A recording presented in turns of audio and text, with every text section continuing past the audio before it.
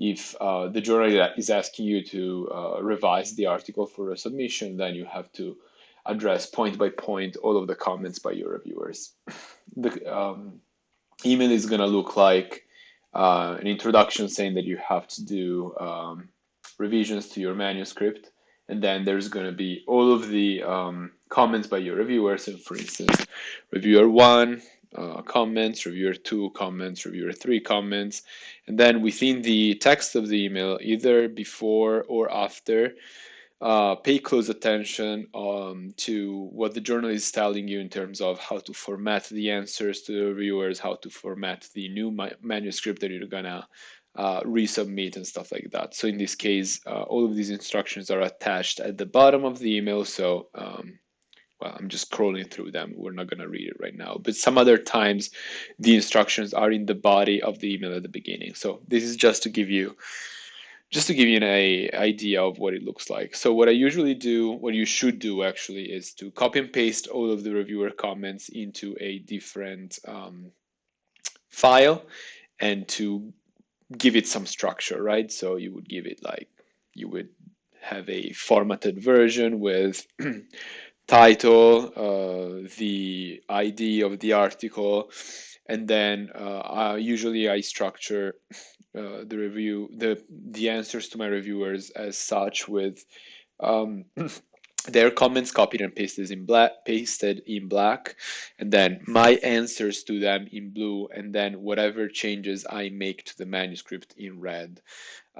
Try to make their life as easy as possible in taking a look at your answers. So just try to be extra clear on how you're responding and what changes you did to the article, so that it's easy for them to figure out what you did.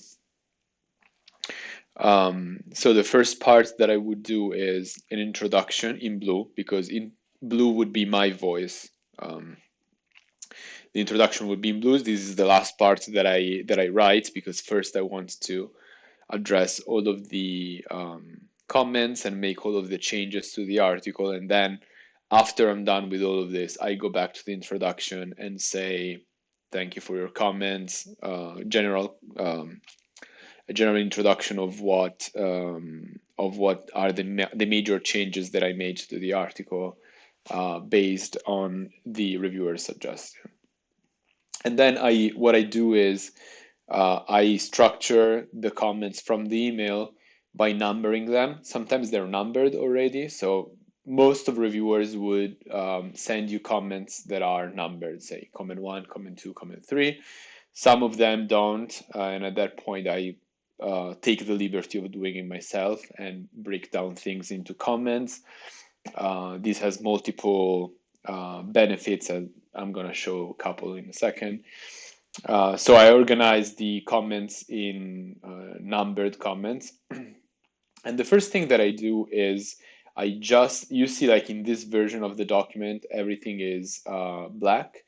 The reason is I haven't written anything myself yet. This is just copied and pasted version of what the reviewers wrote in their comments, and that I pasted from the email. And the first thing that I do, this is not a law of any sort, it's just the method that I use that I want to present here, but anybody can tweak it however they want it. The first thing that I do is I put a personal comment at the bottom of each comment. Sorry. So at the bottom of each reviewer's comments, I put a side note, let's say, in this document of the answers to reviewers. And I do and I usually do it immediately. As soon as I get the reviews, I copy and paste and I start doing this. So I annotate thoughts that I have, saying I agree, I disagree, I want to do this with the data to meet these requests, or I don't think we should do anything with the data. I think I should answer this or that. So a couple of notes that just come to my mind. And I'm going to explain why in a second. So before we go further, I want to make a psychological comment. Sometimes getting reviews is a bit rough, like because you work on a study for a lot of time usually, and you just typically put a lot of effort and attention into it, and then you get a lot of comments, and some of them are critical. This is how the system works, and it's fine. And it's actually the reason why science works, so it's a good thing. But psychologically, it can be rough sometimes to go through a bunch of comments that are criticizing your work.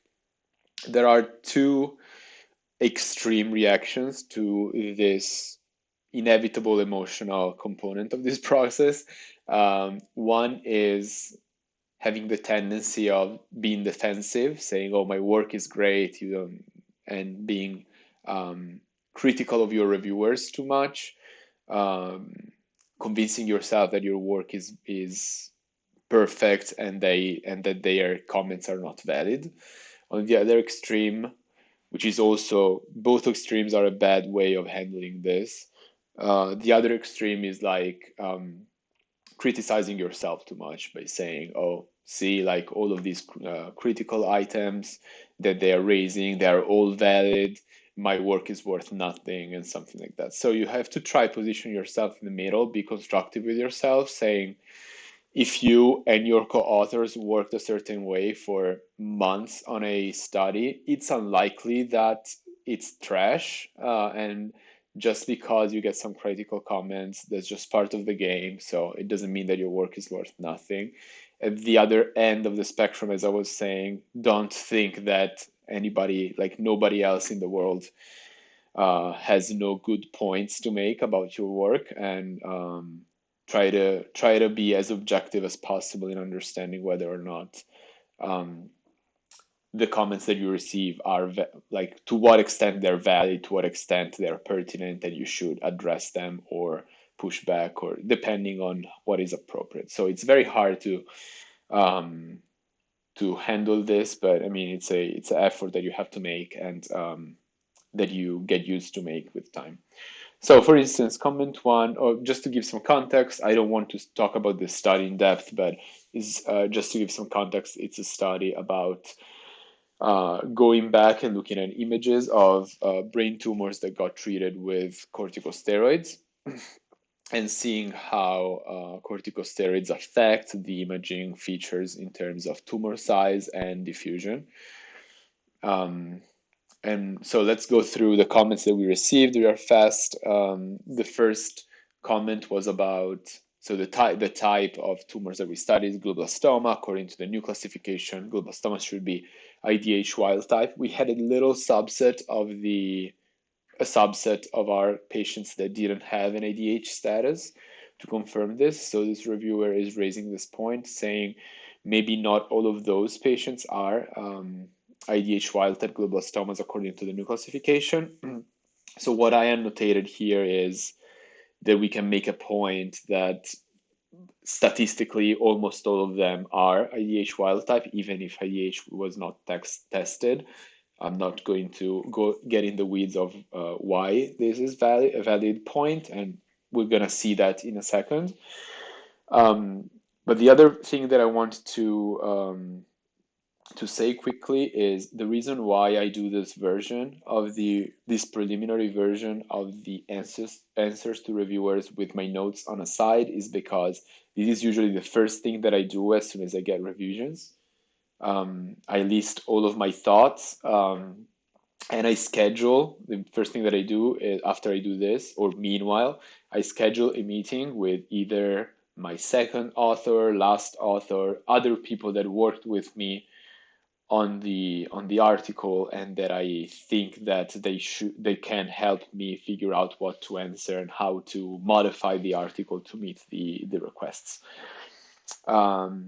It's a good thing, in my opinion, that I learned over time to give this process a little time. So I jot down all of my notes. I schedule a meeting for maybe 2 days later. I start doing other tasks, other studies, other things that I have to do. I don't touch this for the whole day, and then maybe the next day I give, like, because obviously my brain in the background will always think about the things that I read and the things that I have to answer. And then maybe the next day I give it like 30 minutes where I revisit the notes that I made and maybe add something or remove something. so that I am ready for the meeting that I schedule with my second author, third author, last author, and we can go over the main comments or a selection of them, or maybe all of them, depending. Obviously, if you are a student and it's your first article, you're gonna have to go over all the comments with your PI. But I mean, when you become a bit more experienced, maybe the minor comments you can just skip, and you don't have to discuss with a lot of people, a lot of co-authors, every single small thing that you have to modify. So yeah, this is how I usually do it. I give it a little time, and then I update these comments during the meeting with my other authors, deciding what I have to do. Let's move forward. So in this case, this was the comment, and I said, okay, let's quantify based on the literature in this case, right? Because we don't have ADH status for these cases. Let's figure out how many should be. So let's make an estimate of how many cases we have, and make the point that we should not rename the whole article by saying that they're not glioblastomas, because probably 99% of them are glioblastomas, something like that. We'll see this comment better and more in depth later. Comment 2 is a small comment about figure legend and take-home messages. Sure, like I don't think this modification was that necessary, but at the same time, it's a small modification, so don't start fighting back for things that are not worth fighting back. Just pick your battles and um, save your fight back strategies and bonuses for other comments that are more relevant or like more problematic to address. This is so this is another reviewer. I forget what this comment was. Well, so one thing that I didn't say, when they give you compliments, always try to say thank you, and which is nice, first of all, and second of all, it serves the purpose of stressing that even though the reviewer made some critical comments, they still think that your work is valid. So don't forget to stress those parts, both for your brain to figure out that despite the critics, the critical points, your work is still being appreciated, and second of all, for the editor, because the editor is going to scroll through comments. So the more you stress the fact that the reviewers were actually appreciative of your work, the better it is, I think, and it works in your favor. In this case, there was a whole debate that I think it was valid about how to give a certain nomenclature to the patients that received the corticosteroids. I think this reviewer definitely had a point with what they were saying, but changing the nomenclature the way they were suggesting would be a little hard to read and a bit complex. So we decided to keep the same nomenclature, but the compromise is, okay, but we're going to clarify this aspect that you are raising the most that we can. So when we introduce the nomenclature, we explain in depth why we chose that nomenclature and what are the limitations of that nomenclature. So it's a type of thing where we meet them in the middle. This argument is, I wrote down, great point, because it is one of the very important points that the reviewers brought up. So first of all, so in this case, just to give some context, we had in this paper cases that were treated with corticosteroids and a control group that was not treated with corticosteroids.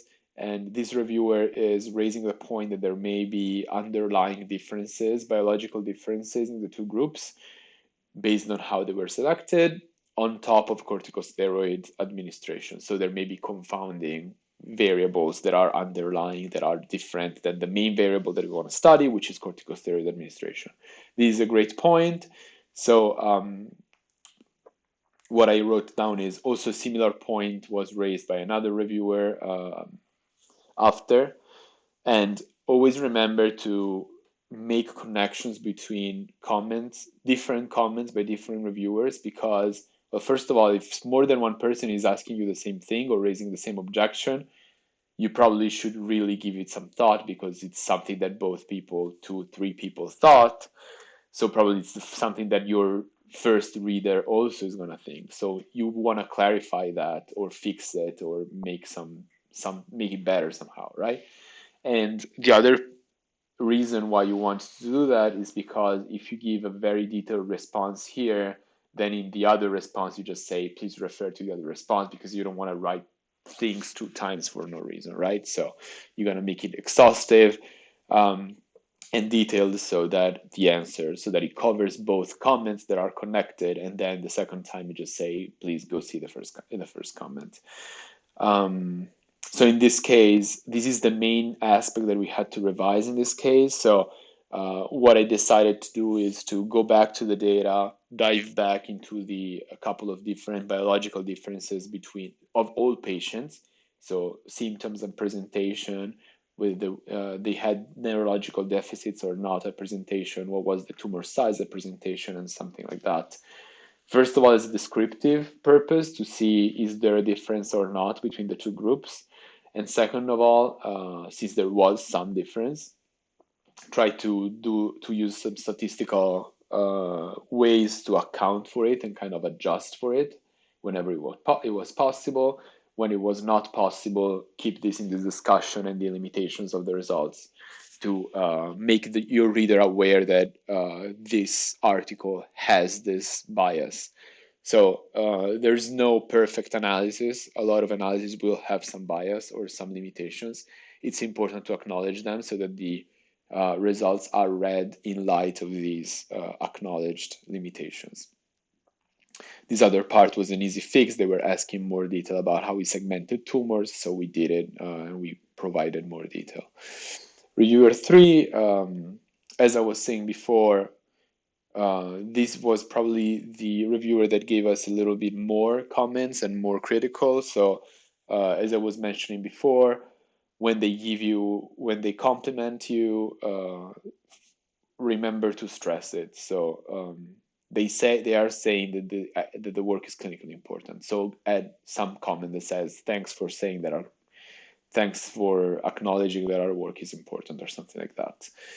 Here they are making some comments that they consider some limitations. And one thing that I learned to do, don't be afraid of breaking down their comments. So this comment was originally only one comment. I'm breaking it down in two parts because it's two different things, and I want to answer to these two statements separately. So you can break it down, give your answer, break it down, give your answer. And so, for instance, here they were saying that 35% of our patients didn't have diffusion imaging. As I said before, we were looking at size differences and diffusion differences. So one of their objection is, but 1/3 of your patients don't even have diffusion imaging, which, yes, it is a limitation, but it's not that bad in my opinion. And most of all, the residual 65% of the patients that had diffusion imaging made up for a larger sample size than any prior studies studying diffusion imaging for corticosteroids. So this is how we defended this point. This comment too, related to what I was saying, is about confounding factors between the two groups. So I grouped it with the comments that we mentioned before, and I just answered one time. And now there's a couple of comments where the reviewer is listing some limitations that we already included in our limitation section. And I think what they're doing here is more like they're listing a couple of things that they think are limitations of the study, not for us, because we acknowledge those, but more for the editor to see, I think. So in this case, there was, in my opinion, not much to do to the article. I just agreed with them.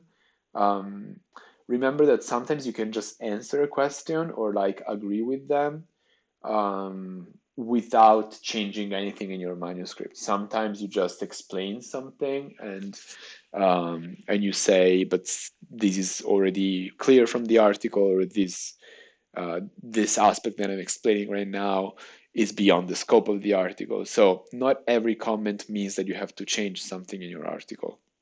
So try to dose that. Some people are more prone to change things to please the reviewers, or just because they get more insecure about their work, or just because they think that the comments by their reviewer is actually a good comment and they want to make their article better in that regard. Some other people are more conservative and they want to keep their work as it is. So just try to find a balance between these two things. Um, and then comment 6 was this reviewer was pointing at one article that we did not cite. I did of course, I did a literature review before the study, but I honestly missed this article that was very appropriate. So I wrote a comment thanking this reviewer. We included this article and I discussed it because it was an important article. Um, and then again, this is a comment linked to that differences between groups. So this I answered together with the other comments. So this is the first uh, part of the answer to reviewers that I create with all my side comments, and I wanted to show you the final version. The final version is the same, essentially the same file, but with my answers. So this is the introduction that I was talking to you about.